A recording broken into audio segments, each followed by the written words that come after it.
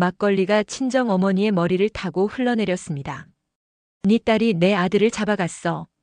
시어머니의 절규가 장례식장을 얼어붙게 만든 그 순간 긴 세월 착한 며느리로 살아온 혜진의 마음속에서 뭔가가 박살났어요. 새벽 5시부터 시작되는 하루. 시어머니 혈압약, 아픈 남편 병간호, 끝없는 집안일. 딸 같은 며느리라는 말에 취해 자신을 지워가며 살아온 세월들. 친정어머니가 수술대에 올라가도 시어머니 눈치가 보여서 병문안 한 번 제대로 못 갔던 그 답답했던 나날들. 그런데 지금 무릎이 아픈 몸으로 사위 조문 온 친정어머니가 막걸리를 뒤집어 쓰고 있습니다. 어머니, 왜 그러세요? 그 순간 혜진은 깨달았습니다. 자신이 아무리 잘해도 아무리 딸처럼 굴어도 결국은 남이었다는 것을. 그리고 정작 자신에게 진짜 딸 같은 사람을 지키지 못했다는 것을. 45 혜진의 반란이 시작됩니다. 그녀는 25년의 굴레를 벗어던지고 진정한 자유를 찾을 수 있을까요? 이야기 시작 전 구독과 좋아요 부탁드립니다. 소중한 마음과 함께 좋은 일이 찾아올 거예요. 혜진의 하루는 새벽 5시부터 시작됩니다. 침대에서 희미하게 들려오는 남편의 기침소리에 잠이 깨어 조용히 몸을 일으켜 부엌으로 향하죠. 아직 어둠이 가시지 않은 새벽 공기 속에서 혜진은 시어머니를 위한 아침 죽을 끓이기 시작합니다. 쌀을 씻고 물을 맞추는 손길이 이미 익숙해져 있어요. 어머니, 혈압약 드실 시간이에요. 혜진은 따뜻한 죽 한 그릇과 함께 시어머니 방으로 들어갑니다. 70이 넘은 시어머니는 여전히 기골이 장대하지만 최근 들어 혈압과 당뇨로 고생하고 계시죠. 혜진은 시어머니가 약을 제대로 드시는지 확인하고 혈압을 재어드린 후에야 자신의 아침 준비를 시작합니다. 남편 현수는 3년 전부터 간경화로 고생하고 있어요. 한때는 건장했던 몸이 이제는 앙상하게 말라버렸고 얼굴은 늘 노랗게 떠 있습니다. 혜진은 현수의 식단을 따로 관리하며 염분과 단백질을 조절한 음식을 준비하죠. 병원에서 받아온 약들을 시간에 맞춰 챙겨주고 컨디션이 좋지 않을 때면 등을 토닥이며 위로합니다. 여보, 오늘은 좀 어때요? 괜찮아. 많이 좋아진 것 같아. 현수는 늘 그렇게 말하지만 혜진은 알고 있어요. 밤마다 들려오는 신음소리와 화장실을 오가는 발소리를 통해 남편의 고통을 짐작할 수 있거든요. 그래도 혜진은 걱정스러운 표정을 애써 감추고 밝게 웃어 보입니다. 집안일은 온전히 혜진의 몫입니다. 빨래와 청소, 장보기는 물론이고 시어머니의 병원 동행까지 모든 것을 혼자서 해내고 있어요. 현수가 예전처럼 도와줄 수 없는 상황이니 자연스럽게 혜진이 집안의 기둥 역할을 하게 된 거죠. 혜진아, 내가 먹던 소화제 다 떨어졌는데 약국에 가서 사다 줄 수 있겠니? 네, 어머니. 저녁 준비하고 바로 다녀올게요. 혜진은 자신의 일정을 뒤로 미루고 시어머니의 요청을 우선시하죠. 때로는 친구들과의 약속을 취소해야 할 때도 있고 개인적인 시간을 포기해야 할 때도 있습니다. 오후 2시쯤 혜진의 휴대폰이 울립니다. 친정어머니로부터 온 전화였어요. 혜진아, 엄마가 요즘 무릎이 너무 아파서 병원에 갔더니 수술을 해야 한대. 시간 날 때 한번 와볼 수 있겠니? 혜진의 마음이 무거워집니다. 친정어머니도 혼자 사시는데 아프시다니 당장이라도 달려가고 싶은 마음이에요. 하지만 현수의 상태도 좋지 않고 시어머니도 돌봐드려야 하는 상황에서 쉽게 자리를 비울 수가 없습니다. 엄마, 조금만 기다려주세요. 현수 컨디션 보고 시간 내서 갈게요. 전화를 끊고 나서 혜진은 한참을 멍하니 앉아 있습니다.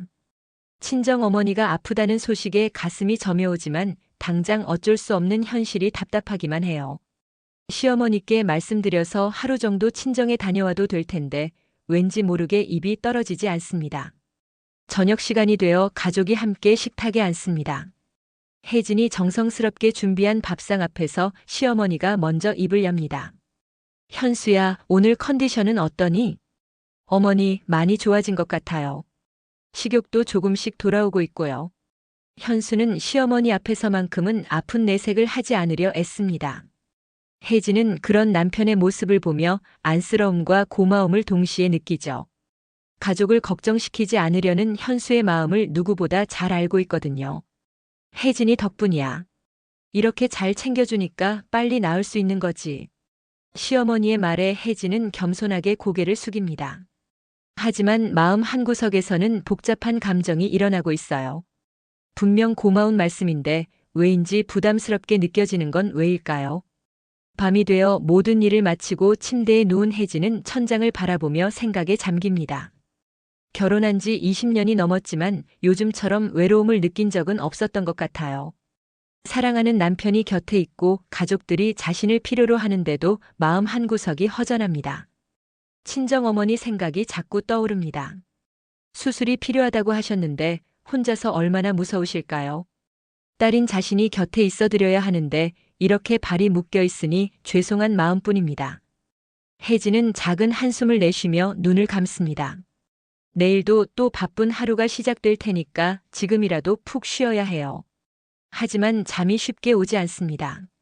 마음속 깊은 곳에서 뭔가 말하고 싶은 것들이 있는데 그것이 무엇인지 아직은 분명하게 알 수 없어요. 시어머니 박수님의 하루는 창밖을 내다보는 것으로 시작됩니다. 73세 나이에도 여전히 또렷한 눈빛으로 세상을 바라보지만 요즘 들어 마음속 깊은 곳에서는 설명할 수 없는 불안감이 자리 잡고 있어요. 아들 현수의 병이 점점 악화되는 것 같아서 밤잠을 설치는 날이 많아졌습니다. 이 집에 며느리가 들어오기 전에는 우리 현수가 이렇게 아프지 않았는데 수님은 혼자 중얼거리며 복잡한 심경을 드러냅니다. 물론 이성적으로는 현수의 병이 혜진 때문이 아니라는 걸 알고 있어요. 하지만 감정적으로는 자꾸만 혜진과 연결해서 생각하게 됩니다. 혜진이 시집 온 후로 현수가 술을 더 마시기 시작했고 스트레스도 많이 받는 것 같았거든요. 아침 식탁에서 혜진이 정성스럽게 차려준 밥상을 받으면서도 수님의 마음은 편하지 않습니다. 혜진이 아무리 잘해줘도 아들을 빼앗긴 것 같은 서운함은 여전히 남아있어요. 현수야, 약은 제때제때 먹고 있는 거지. 네, 어머니. 혜진이가 시간마다 챙겨줘서 빠뜨리는 일은 없어요. 현수의 대답을 들으면서도 수님은 마음이 쓰였습니다. 예전 같으면 자신이 직접 아들의 약을 챙겨줬을 텐데 이제는 며느리가 그 역할을 하고 있어요. 고마운 일이면서도 한편으로는 자신의 자리가 줄어든 것 같아서 서글픕니다. 오후에 동네 친구들과 만나는 자리에서 수님의 속마음이 조금씩 드러납니다. 아이고, 수님이 내가 참 복 많다. 며느리가 그렇게 잘하는데 뭐가 불만이야? 그게 말이지. 잘하기는 잘하는데 왠지 모르게 마음이 편하지가 않아. 우리 현수가 아프기 시작한 게 혜진이 들어오고 나서부터인 것 같아서 말이야. 친구들은 수님의 말에 고개를 저으며 핀잔을 줍니다. 그런 소리 하면 안 돼. 병이야 원래 있던 거고 며느리가 무슨 죄가 있어? 알아, 나도 알고 있어. 그런데 마음이 그렇다고 해서 어쩌겠어? 수님은 친구들 앞에서도 속마음을 솔직하게 털어놓습니다. 이성적으로는 이해하지만 감정적으로는 받아들이기 어려운 복잡한 심정이에요. 집으로 돌아오는 길에 수님은 마트에 들러 현수가 좋아하는 과일을 삽니다. 배와 사과를 정성스럽게 고르면서 아들을 생각하는 마음은 여전히 애틋해요. 하지만 집에 도착해서 보니 혜진이 이미 과일을 깎아서 현수에게 드리고 있습니다. 어머니 오셨어요? 현수 오빠가 배가 먹고 싶다고 해서 깎아드렸어요. 아, 그래. 나도 과일 사왔는데. 수님은 자신이 산 과일 봉지를 들고 서 있습니다. 며느리의 세심함에 감사해야 할 텐데 왜인지 자신이 할 일을 빼앗긴 것 같은 기분이 들어요.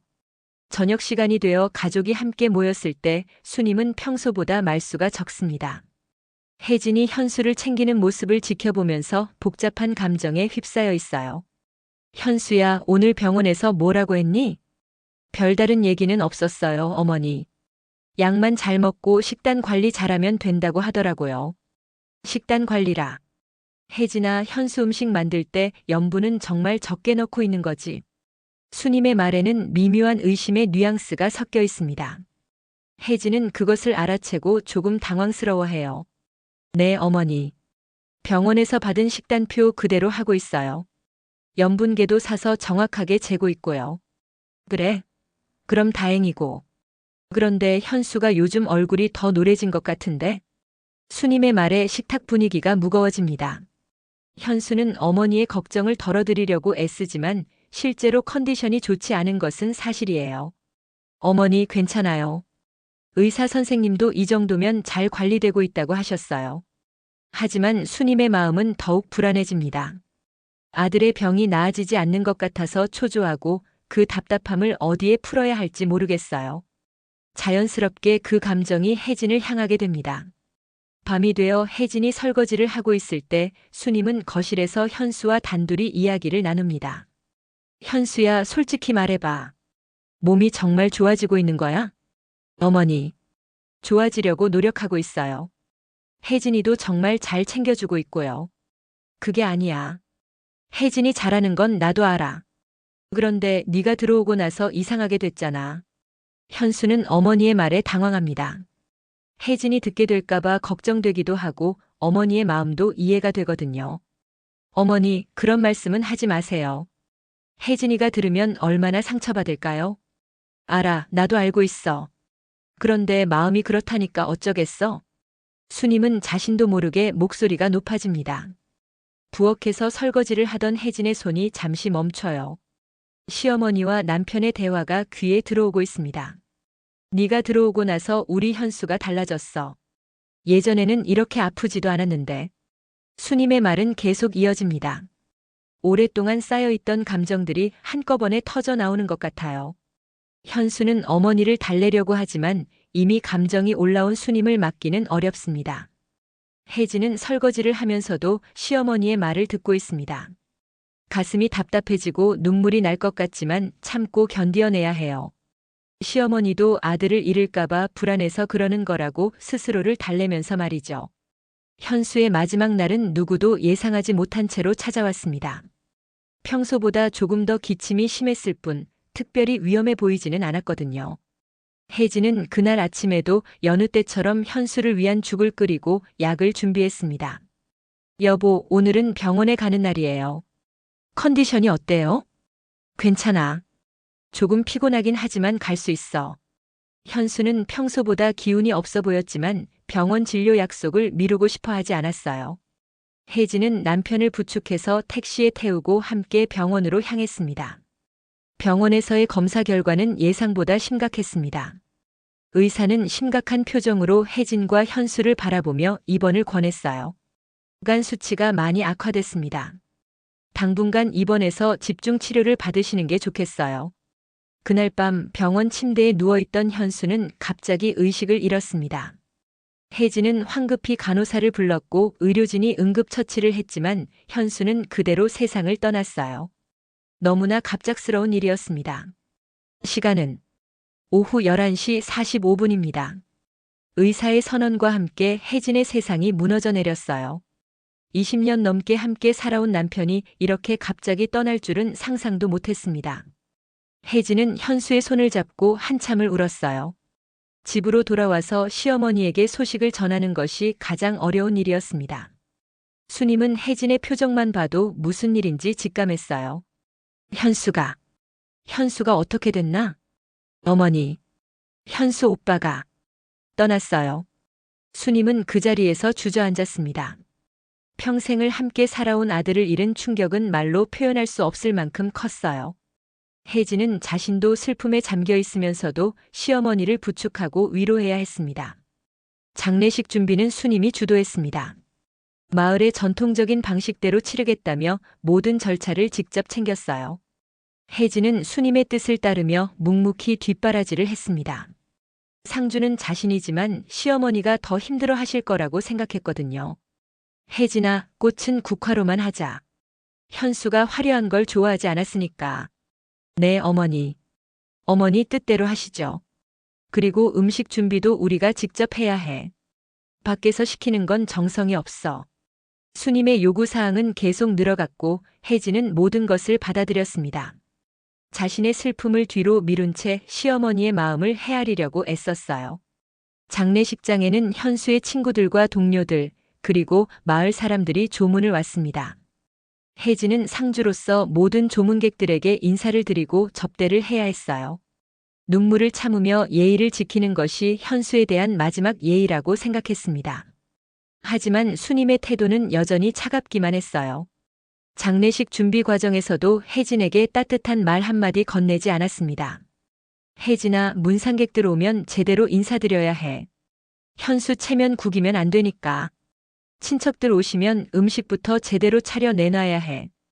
우리 현수가 인심 좋다고 소문났었는데. 수님의 지시는 계속 이어졌고 혜진은 지쳐가면서도 묵묵히 따랐습니다. 남편을 잃은 슬픔보다 시어머니를 실망시키지 않으려는 마음이 더 컸어요. 3일장 기간 동안 혜진은 거의 잠을 자지 못했습니다. 낮에는 조문객 접대와 장례식 준비로 바쁘고 밤에는 남편에 대한 그리움과 슬픔 때문에 잠이 오지 않았거든요.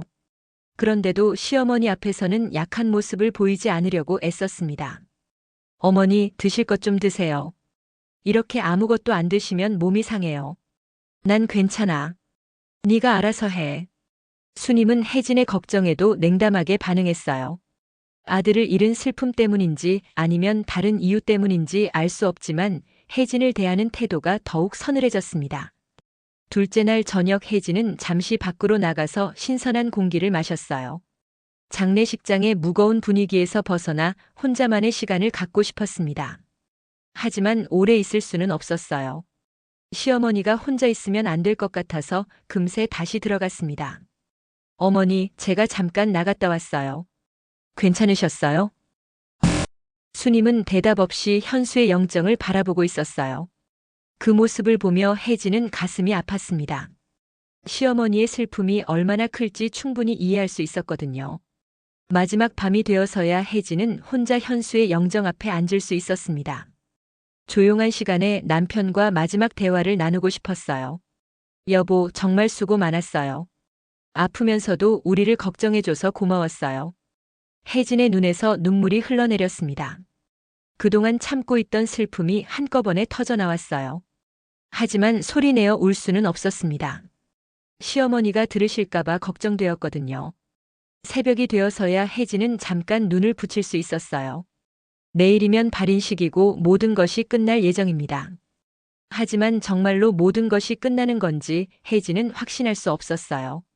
남편을 떠나보내는 것도 어렵지만 앞으로 시어머니와 단둘이 어떻게 살아가야 할지 막막하기만 했습니다.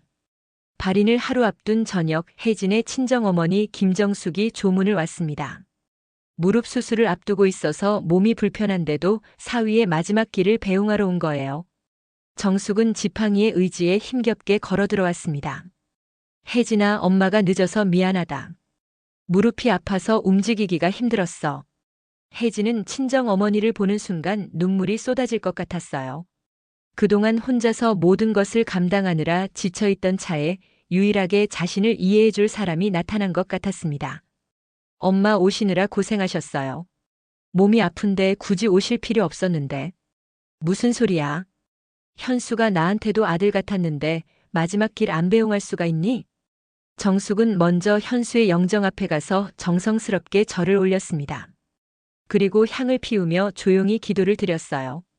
혜진은 그런 친정 어머니의 모습을 보며 고마움을 느꼈습니다. 수님은 정숙의 등장을 못마땅해 했어요. 사실 평소에도 정숙을 그리 반가워하지 않았거든요. 혜진이 친정을 드나들 때마다 섭섭해했고 정숙이 혜진에게 뭔가를 챙겨줄 때면 질투심을 드러내곤 했습니다. 아이고, 사돈어른 오셨군요. 몸이 아프다고 들었는데 괜찮으세요? 수님의 인사는 형식적이고 차가웠어요. 정숙은 그런 시댁 어머니의 태도를 알아챘지만 조문 자리에서 감정을 드러내지 않으려고 애썼습니다. 네, 걱정해 주셔서 고맙습니다. 현수가 정말 좋은 사람이었는데. 정숙의 목소리가 떨렸어요. 진심으로 사위를 아꼈던 마음이 드러났습니다. 하지만 수님은 그런 정숙의 슬픔조차 못마땅해 보였어요. 저녁 시간이 되어 간단한 식사를 하는 자리에서 수님의 본심이 드러나기 시작했습니다. 평소보다 목소리가 높아지고 말투도 거칠어졌어요. 우리 현수가 원래는 이렇게 아픈 사람이 아니었어요. 건강하고 씩씩했는데. 그러게요. 현수가 참 건강했었는데 안타깝네요. 정숙이 공감하며 대답했지만 수님의 말은 여기서 끝나지 않았습니다. 혜진이가 들어오고 나서부터 이상해지기 시작했어요. 그전에는 정말 아무 탈 없이 잘 살았거든요. 수님의 말에 정숙은 당황했어요. 조문 자리에서 며느리를 탓하는 것은 예의에 어긋나는 일이었거든요. 혜진은 그 자리에서 얼굴이 새하얗게 변했습니다. 사돈어른, 그런 말씀은 아니에요. 제가 하고 싶었던 말이에요. 네 딸이 내 아들한테 뭘 했는지 모르겠지만 분명히 뭔가 있어요. 수님의 목소리는 점점 커졌고 주변 사람들의 시선이 집중되기 시작했어요. 혜진은 당황스러워하며 시어머니를 말렸지만 이미 감정이 폭발한 수님을 막을 수는 없었습니다. 어머니, 그만하세요. 사람들이 보고 있어요. 봐도 상관없어. 내가 할 말은 해야지. 수님은 갑자기 일어서더니 정숙을 향해 다가갔습니다. 그리고 탁자 위에 있던 막걸리 잔을 들고는 정숙에게 붓기 시작했어요. 네 딸이 내 아들을 잡아갔어. 건강하던 아들을 이렇게 만들어 놓고. 막걸리가 정숙의 옷과 머리카락을 적셨습니다. 정숙은 너무 당황해서 움직일 수조차 없었어요. 주변에 있던 사람들도 갑작스러운 상황에 얼어붙었습니다. 어머니, 왜 그러세요? 혜진이 달려와서 시어머니를 말렸지만 수님의 분노는 쉽게 가라앉지 않았어요. 이 집안의 평화가 없어진 게 언제부터인지 알아? 네가 들어온 다음부터야. 우리 현수가 왜 술을 마시기 시작했는지, 왜 스트레스를 받기 시작했는지 생각해봐. 수님의 말은 장례식장을 온통 얼어붙게 만들었어요. 조문객들은 어쩔 줄 몰라 하며 서로 눈치만 보고 있었습니다. 정숙은 막걸리에 젖은 채로 조용히 일어났습니다.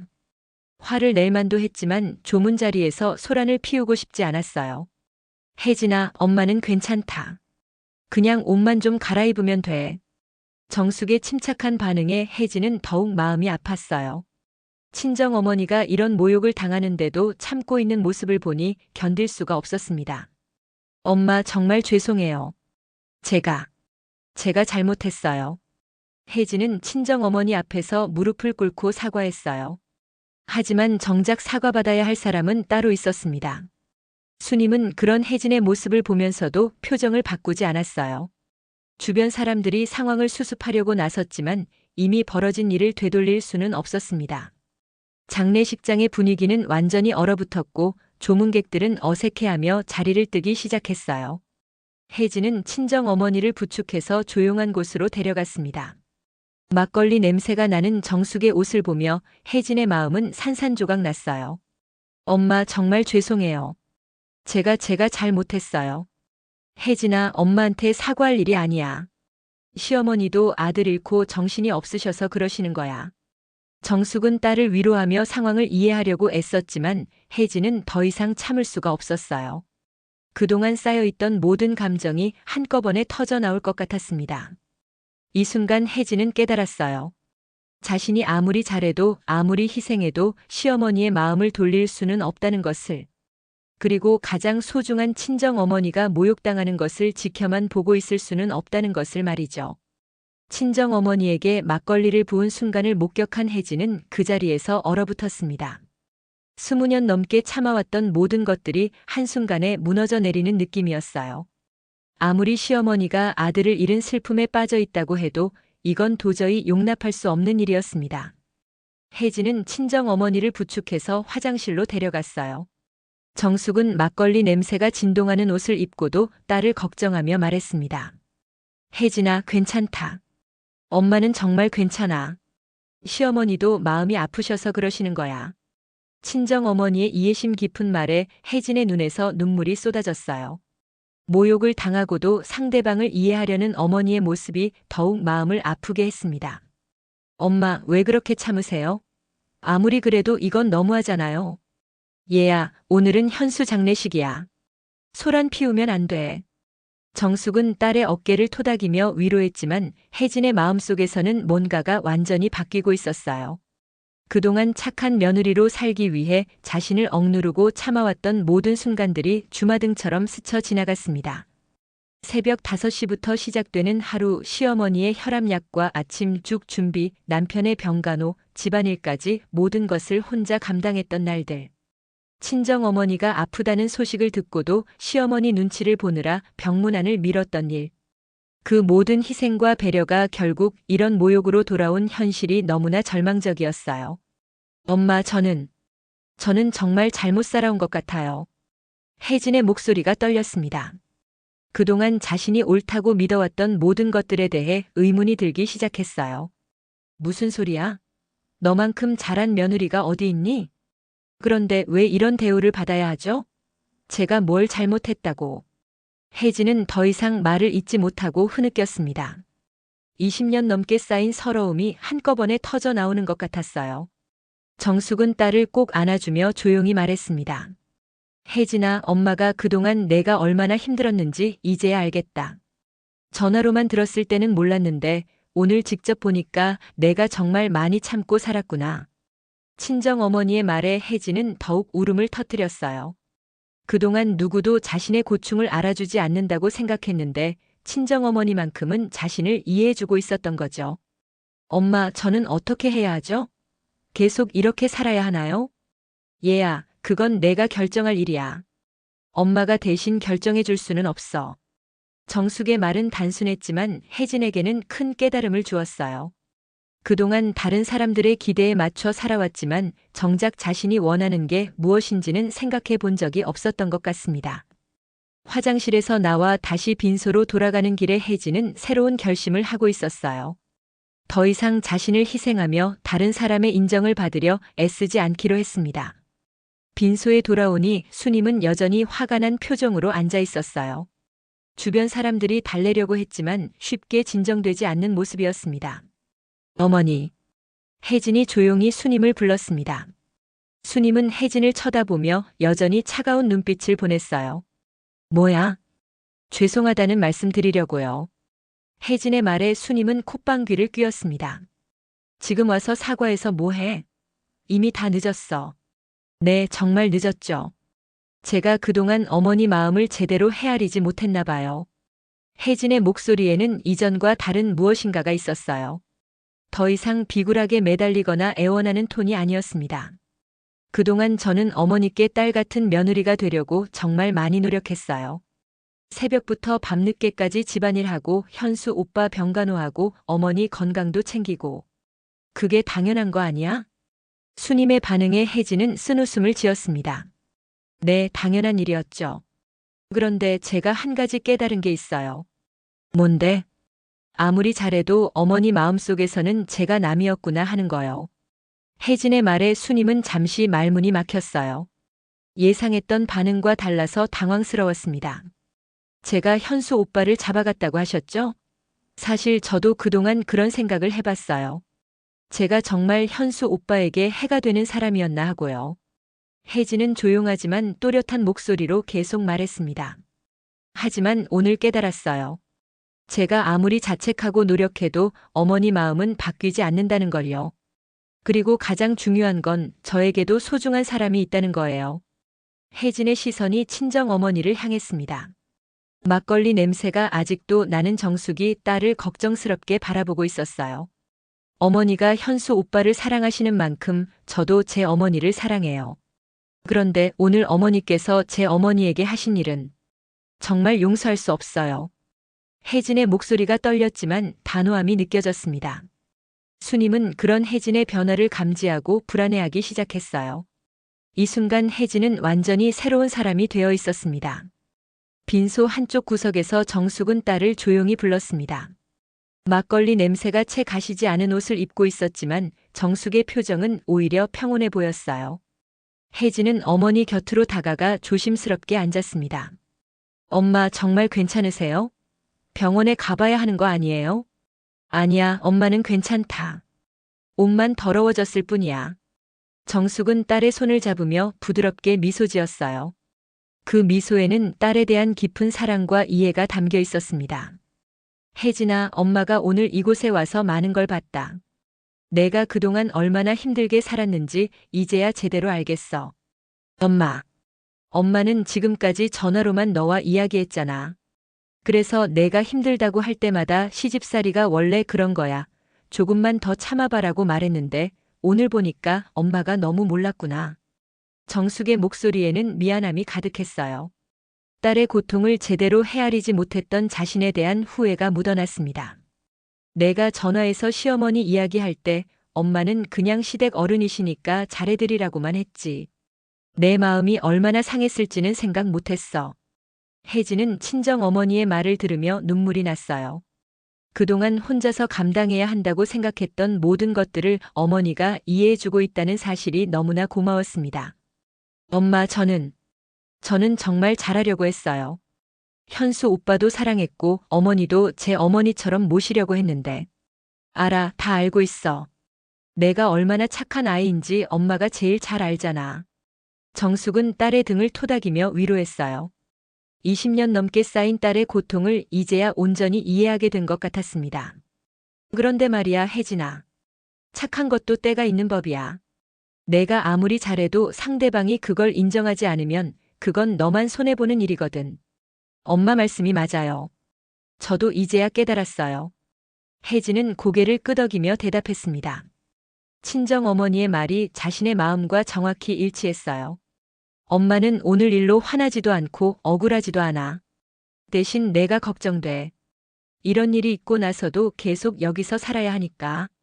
정숙의 걱정에 혜진은 잠시 생각에 잠겼어요. 사실 남편이 세상을 떠난 이후 자신이 어떻게 살아가야 할지 막막하기만 했거든요. 엄마, 저는 어떻게 해야 할까요? 그건 내가 결정할 일이야. 하지만 엄마가 한 가지 확실히 말할 수 있는 건 내가 더 이상 이런 대우를 받으면서 살 필요는 없다는 거야. 정숙의 말에는 확신이 담겨 있었어요. 딸이 자신의 인생을 스스로 선택하기를 바라는 마음이 느껴졌습니다. 사람은 존중받으며 살 권리가 있어. 내가 아무리 며느리라고 해도 한 사람의 인간으로서 존엄성을 지킬 권리가 있는 거야. 네, 엄마. 저도 이제 그걸 알 것 같아요. 혜진의 목소리에는 이전과 다른 힘이 실려 있었어요. 더 이상 누군가의 인정을 받기 위해 자신을 희생하지 않겠다는 의지가 느껴졌습니다. 현수도 너를 사랑했잖아. 만약 현수가 지금 상황을 본다면 분명히 내 편을 들었을 거야. 내가 이런 대우를 받는 걸 원하지 않았을 거라고. 정숙의 말에 혜진은 남편을 떠올렸어요. 현수는 평소에 시어머니와 혜진 사이에서 중재 역할을 하려고 애썼던 사람이었죠. 만약 지금 상황을 봤다면 정말 어떤 반응을 보였을까요? 엄마가 보기에는 현수도 참 안 됐어. 아들 노릇, 남편 노릇하느라 얼마나 힘들었을까. 어머니와 아내 사이에서 눈치 보느라 스트레스도 많이 받았을 거고. 정숙의 분석에 혜진은 고개를 끄덕였어요. 남편도 나름대로 어려운 입장에 있었다는 걸 이해할 수 있었습니다. 그런데 이제 현수도 없는데 내가 혼자서 모든 걸 감당할 필요는 없어. 내 인생은 내가 선택하는 거야. 두 모녀가 조용히 대화를 나누는 동안 빈소의 분위기는 여전히 무거웠어요. 수님은 한쪽 구석에서 조문객들과 이야기를 나누고 있었지만 가끔씩 혜진과 정숙을 의식하는 듯한 시선을 보냈습니다. 엄마, 저 정말 많이 변한 것 같아요. 오늘 일을 겪고 나니까 더 이상 예전의 제가 아닌 것 같아요. 그게 나쁜 변화는 아니야. 사람은 때로는 변해야 해. 특히 자신이 소중하다는 걸 깨달았을 때는 더욱 그렇지. 정숙은 딸의 변화를 긍정적으로 받아들였어요. 오히려 이제야 딸이 진짜 어른이 되었다고 생각했습니다. 내가 어떤 선택을 하든 엄마는 지지할 거야. 다만 한 가지만 기억해. 내 행복이 가장 중요하다는 걸. 친정어머니의 말에 혜진은 깊이 감동했어요. 그동안 다른 사람의 행복을 위해 자신을 희생해 왔는데 이제는 자신의 행복도 중요하다는 걸 깨달았습니다. 밤이 깊어가면서 조문객들이 하나둘 자리를 떠나기 시작했어요. 혜진은 친정어머니와 함께 조용한 시간을 보내며 앞으로의 계획을 생각해 봤습니다. 내일이면 발인식이고 모든 것이 정말로 끝날 예정이었어요.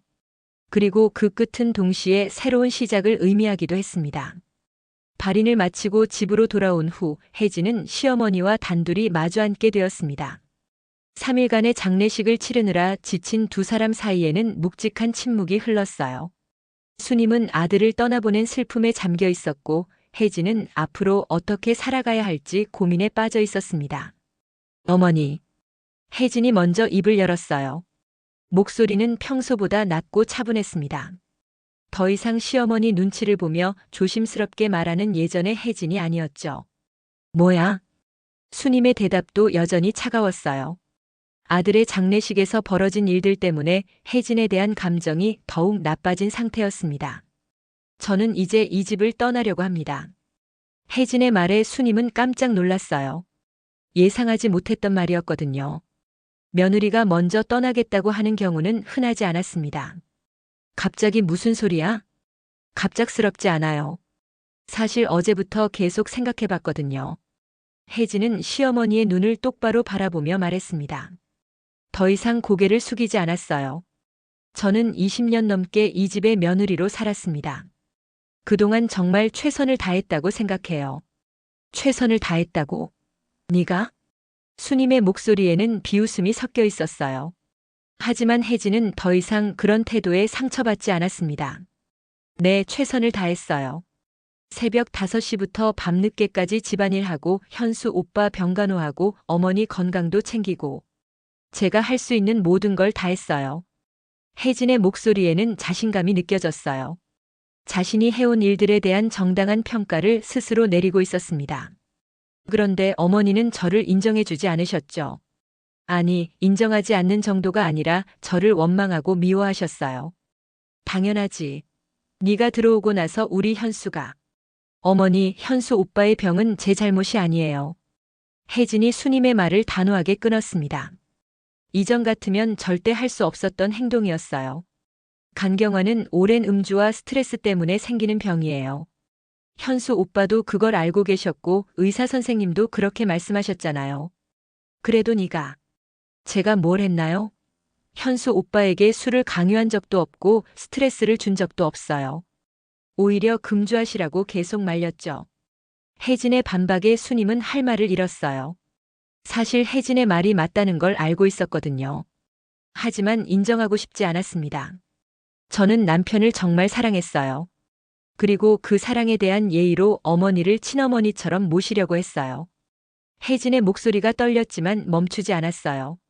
하지만 어머니는 저를 딸로 받아들이지 않으셨어요. 아니, 며느리로도 인정하지 않으셨어요. 그냥 집안일 하는 사람, 현수 오빠 병간호 하는 사람 정도로만 생각하셨죠.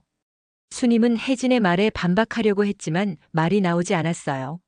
마음 한구석에서는 혜진의 말이 틀리지 않다는 걸 인정하고 있었거든요. 그래도 저는 참았어요. 현수 오빠 때문에 가족의 평화를 위해서 참고 또 참았어요. 혜진의 눈에서 눈물이 흘러내렸지만 목소리는 더욱 단단해졌어요. 하지만 어제 어머니께서 제 친정 어머니에게 하신 일은 정말 용서할 수 없어요.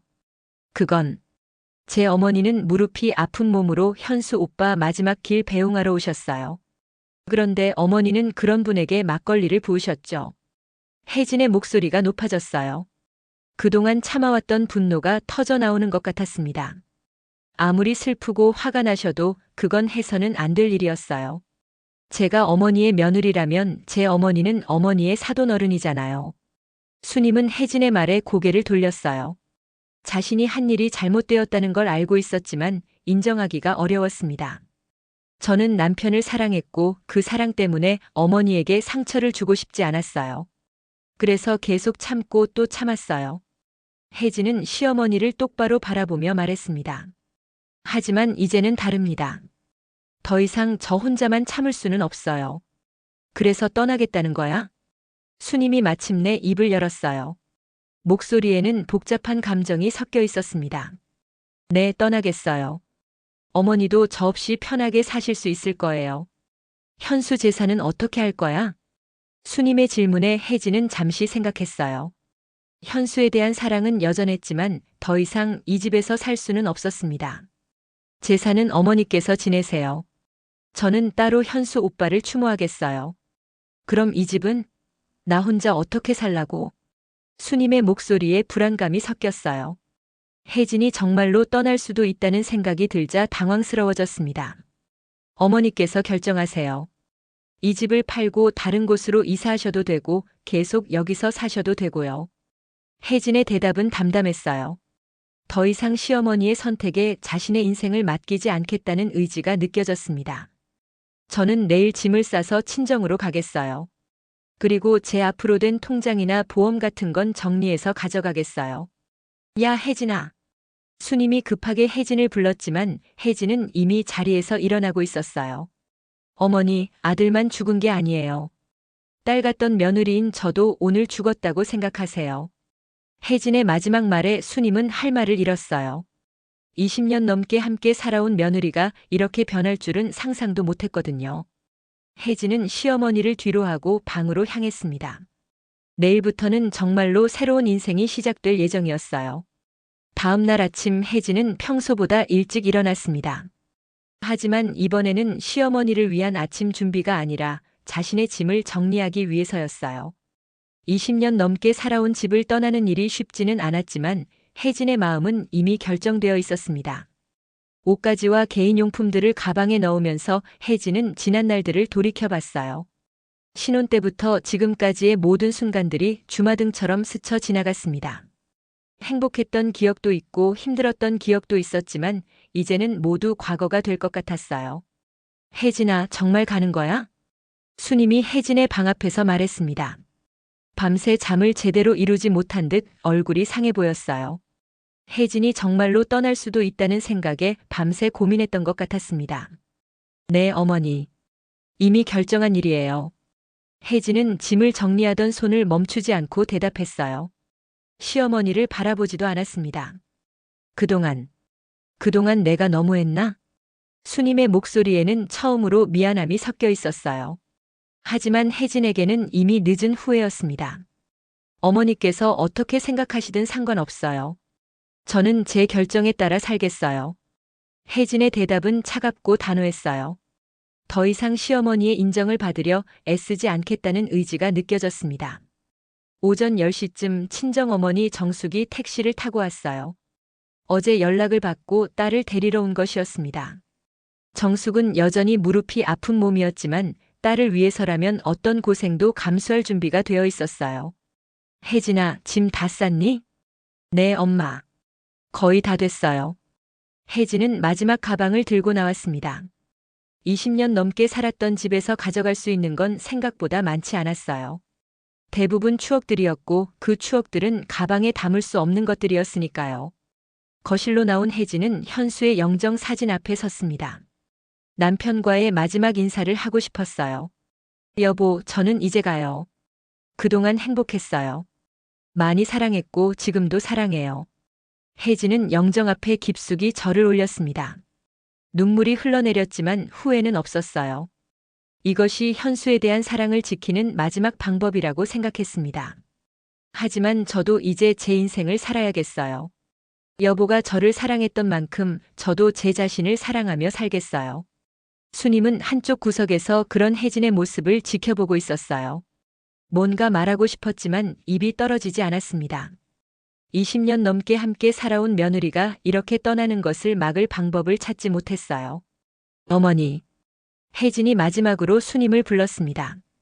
수님은 고개를 들어 혜진을 바라봤어요. 그동안 정말 고생 많으셨어요. 어머니도 건강하게 사세요. 혜진의 인사에는 원망도 없고 미움도 없었어요. 그저 담담한 작별의 인사였습니다. 혜진아. 수님이 뭔가 말하려고 했지만 혜진은 이미 돌아서고 있었어요. 정숙이 딸의 가방을 들어주며 함께 현관으로 향했습니다. 사돈어른 안녕히 계세요. 정숙도 수님에게 정중하게 인사를 드렸어요. 어제 막걸리를 뒤집어 쓴 일이 있었지만 예의는 지키고 싶었습니다. 사돈어른도 건강하세요. 수님의 대답은 작고 떨리는 목소리였어요. 어제 자신이 한 일에 대한 후회가 밀려왔지만 이미 되돌릴 수 없는 일이 되어버렸습니다. 택시에 오른 혜진은 창문으로 마지막으로 집을 바라봤어요. 20년 넘게 살았던 곳이지만 이제는 남의 집 같은 느낌이었습니다. 수님이 현관 앞에 서서 택시를 바라보고 있었지만 혜진은 손을 흔들지 않았어요. 혜진아, 후회 안 하지?